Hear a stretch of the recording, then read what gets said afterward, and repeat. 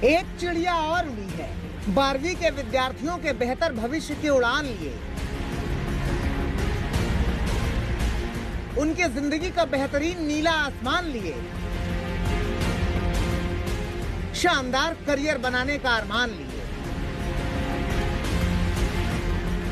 तो सरकार के फैसले ने बता दिया है कि परीक्षा नहीं हुई तो आगे बच्चों का परिणाम कैसे होगा, कैसे मिलेंगे नंबर, कैसे होगा कॉलेज में एडमिशन। तो समझिए, ये पूरा फॉर्मूला 30, 30 और 40 के वेटेज वाला है। पहले 30% 10वीं के परिणाम तय करेंगे। इसमें टॉप 3 यानी जिन 3 विषयों में सबसे ज्यादा नंबर आए थे उसे जोड़ा जाएगा। दूसरे 30 के फॉर्मूले में 11वीं की परीक्षा का औसत होगा जिसमें सभी 5 विषय शामिल होंगे। वहीं 40% हिस्सा 12वीं में दिए गए pre board unit test practical के अंकों का होगा।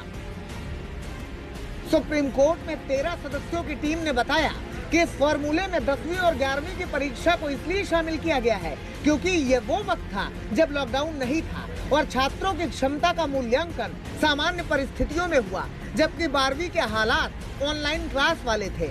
ऐसे में छात्र उतनी अच्छी तरह से तैयारी नहीं कर सके, इसलिए पिछले 2 साल का रिकॉर्ड काफी अहम है। 10वीं के टॉप 3 विषय इसलिए क्योंकि यही विषय तय करते हैं कि छात्र 11वीं में कौन से विषय के साथ पढ़ाई करने जा रहा है। ऐसे में 10वीं और 11वीं का मूल्यांकन सीबीएसई के अपने पारंपरिक तरीके से तय किया गया था, जिसे देखते हुए 30, 30 और 40 का वेटेज रखा गया है। जो एक्चुअली सिनेरियो था हमारा मतलब उसके अकॉर्डिंग मेरे हिसाब से बेस्ट ऑप्शन यही था क्योंकि एग्ज़ाम्स कंडक्ट करना बिल्कुल भी पॉसिबल नहीं था। एंड क्योंकि 10th क्लास को बेस्ट ऑफ 3 का परसेंटेज दे रहे हैं, सो ये एक बहुत ही मतलब अच्छी चीज़ थी है। अब सवाल ये है कि क्या 10वीं और 12वीं के बोर्ड की तैयारी छात्र एक जैसे तरीके से करते हैं? क्या 11वीं की परीक्षा और 12वीं की बोर्ड परीक्षा की तैयारियों में कोई खास अंतर नहीं होता?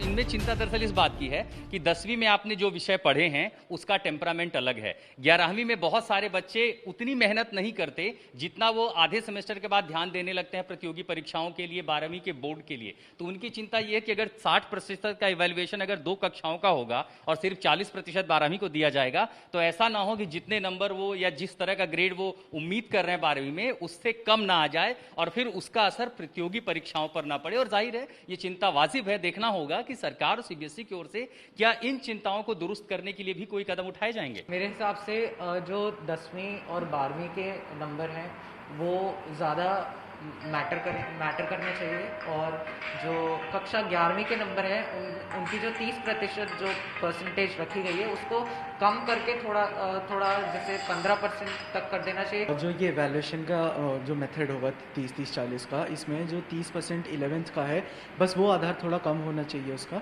ये सब कुछ हमारे लिए नया था तो 12वीं के हिसाब से ही हमारा ज़्यादा वेटेज देना चाहिए। कई बार ऐसा होता है हमें सब लोग कॉम्पिटिटिव नहीं सोचते हैं। कई बच्चे ऐसे भी होते हैं जो 12वीं में शुरू से जुटकर डीयू या कोई भी अच्छे कॉलेज में एडमिशन लेना चाहते हैं, तो उनके लिए सिर्फ और सिर्फ 12वीं इंपॉर्टेंट होती है, ना कि 11वीं। 12th का जो भी क्राइटेरिया आता है इवैल्यूएशन का, सीबीएसई मुझे उम्मीद है कि वो बिल्कुल एक फेयर क्राइटेरिया निकालेगी जिसमें ज़्यादा बच्चों का नुकसान नहीं होगा। पहली बात तो हमें सीबीएसई पे पूरा भरोसा है, जो वो कह रहे कि हमारे लिए अच्छा ही होगा और उनको एक नतीजे पे आना था, ये नतीजा है तो ये हमारे लिए अच्छा ही होगा। सीबीएसई ने 12वीं के नतीजे जारी करने के लिए बाकायदा कैलेंडर जारी कर दिया है।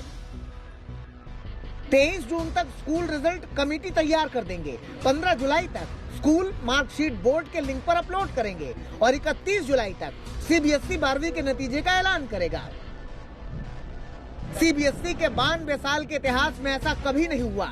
इस फॉर्मूले के 2 पहलू हैं जो 10वीं और 11वीं के रिजल्ट पर आधारित हैं। यानी जिन बच्चों के नंबर अच्छे आए उनकी तो चांदी वाली चिड़िया उड़ी, लेकिन जिनके नंबर अच्छे नहीं थे उन्होंने आगे की तैयारी अच्छी कर रखी थी, उनको ये फॉर्मूला समझ में नहीं आ रहा। हालांकि सरकार ने इसके लिए एक और विकल्प दिया है कि अगर छात्र अपने रिजल्ट से संतुष्ट नहीं है तो वो फिजिकली परीक्षा दे सकते हैं।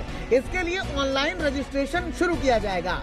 आशुतोष मिश्रा, अनीशा माथुर के साथ संजय शर्मा, दिल्ली आज तक।